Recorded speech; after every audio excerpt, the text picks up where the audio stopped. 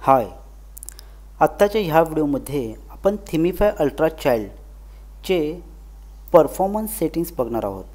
त्यासाठी आपल्याला काय करायचं आहे, थिमिफाय अल्ट्रा चाइल्डवरती पहिल्यांदा क्लिक करायचं। सेटिंग्सवरती आल्यावरती परफॉर्मन्सवरती क्लिक करायचं।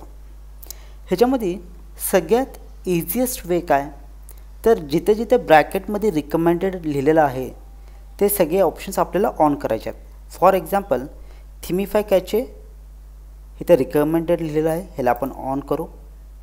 ठीक आहे, इथं ऑन केल्यावरती इथं त्यांना आपल्याला एक मेसेज दिला, WP cache is not enable, please enable it on WP config. Okay, इथं आपण ट्राय टू फिक्सवरती क्लिक करू। ओके, तर ॲटोमॅटिकली फिक्स केला। ओके, थिमिफाय कॅचे आपण एनेबल केली। त्याच्यानंतर ना खालच्या साईडला येऊ, इथं ब्राउझर कॅचिंगचा आपल्याला ऑप्शन दाखवत आहे आणि ह्याच्यावरती पण तिने आपल्याला रिकमेंडेड केलेलं आहे, तर मग आपण ह्याला देखील ऑन करू।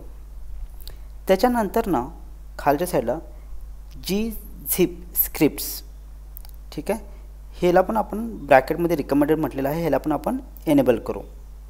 ओके, त्याच्यानंतर ना खालच्या साईडला आल्यावरती WebP इमेज इथे रिकमेंडेड म्हटलेलं आहे, ह्याला पण इथं आपण ऑन करू। ओके, आणि ह्याला आपण सेव्ह करू।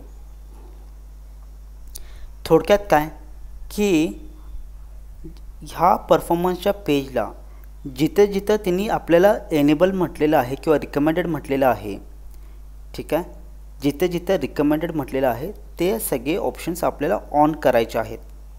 ठीक आहे, कारण हे ऑप्शन्स आपण ऑन केले की आपला वेबसाईटचा परफॉर्मन्स अगदी चांगल्या पद्धतीने सुधारतो।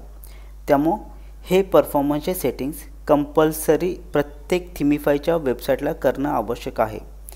हे झाल्यावरती ऑलरेडी आपण ह्याला सेव्ह केलेलं आहे, पण पुन्हा एकदा सेव्ह करू। आशा करतो की तुम्हाला हा व्हिडिओ आवडलेला असेल। Thank you very much.